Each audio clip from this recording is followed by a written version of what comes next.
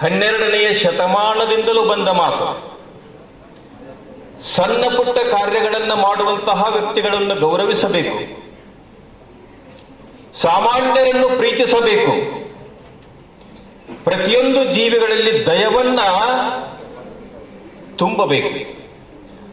ದಯೆಯಿಂದ ಸರ್ವಶ್ರೇಷ್ಠ ಸದ್ಗುಣಗಳು ಉತ್ಪತ್ತಿ ಆಗ್ತವೆ ಅನ್ನುವಂತಹ ನಂಬಿಕೆಯನ್ನು ಇಟ್ಟುಕೊಳ್ಳಬೇಕು. ಅಂತಹ ಪವಿತ್ರವಾದ ಆತ್ಮವನ್ನ, ಪವಿತ್ರವಾದ ಚಿಂತನೆಗಳನ್ನು ಹೊಂದಿದ ಬಸವಣ್ಣನ ದೈವವು ನೆಲೆಸಿದ ನಾಡು. ಅಂತಹ ನಾಡಿನಲ್ಲಿ ದಿವ್ಯ ಶಕ್ತಿಯ ವಚನಗಳನ್ನು ನೆನೆಸುವ ಸಮಯ ನನಗೆ ಬಂದಿದೆ. ಅದು ನನ್ನ ಭಾಗ್ಯವಿದೆ.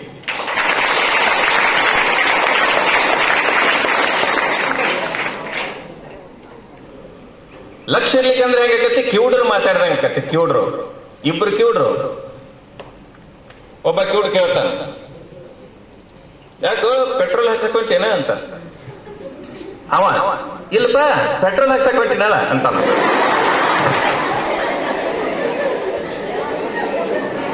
ಆ ನಂತರ ಅವ ಹೇಳ್ತಾನ, ಹೌದಾ ನಾ ಪೆಟ್ರೋಲ್ ಹಾಕ್ಸಕೊಂಟೇನಂತ ಮಾಡಿದ್ನ.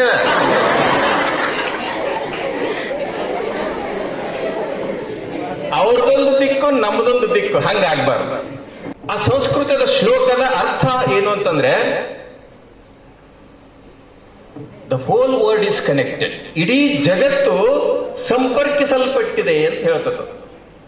ಮನುಷ್ಯನಿಗೆ ಒಂದು ಆತ್ಮವಿದ್ದ ಹಾಗೆ ಇಡೀ ಜಗತ್ತಿಗೆ ಒಂದು ಆತ್ಮವಿದೆ. ಉದಾಹರಣೆ ಮುಖಾಂತರ ಹೇಳಿದ್ರೆ ಒಂದು ಸ್ವಲ್ಪ ಸಮೀಪ ಅರ್ಥ ಆದಂಗ ಅನಿಸಬಹುದು. ಯಾಕಂದ್ರೆ ಇದು ಅಗೋಚರವಾದಂತಹ ವಿಚಾರ. ಅಗೋಚರ ಅಂದ್ರೆ ಕಣ್ಣಿಗೆ ಕಾಣುವುದಲ್ಲ ಅಂತಹ ವಿಚಾರ ಇದು. ಒಂದು ಆನೆ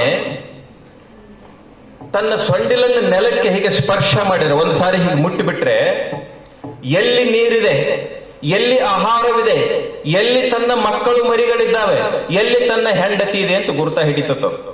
ಎಲ್ಲಿ ಎಷ್ಟು 20 ಕಿಲೋಮೀಟರ್ ದೂರ ಇದ್ರೂ ಗುರುತ ಹಿಡಿತದಂತ. ಯಾರು ಈ ಸಂಪರ್ಕವನ್ನು ಕಲ್ಪಿಸಿದವರು?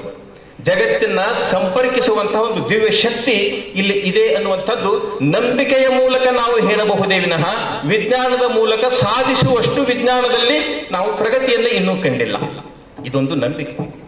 ಆದ್ರೆ ಇಲ್ಲೊಂದು ಸತ್ಯ ದರ್ಶನ ಇದೆ. ಆನೆ ಪತ್ತೆ ಹಸ್ತದೆ. ಆನೆ ಹೆಂಡತಿ ಏನಂತ ಹೇಳಿದೆ, ಹುಡುಗರು ಅನಿಸ್ತದೆ ಲಗ್ನ ಆಗಿರ್ತಾವನ್ರಿ ಸರ್ ಅವು ಅಂತೇಳಿ. ಮತ್ತೆ ಹಂಗೆ ಹೇಳ್ಬೇಕು ನಾವು, ಬೇರೆ ಹೆಣ್ಣಕ್ಕೆ ಬರಂಗಿಲ್ಲ.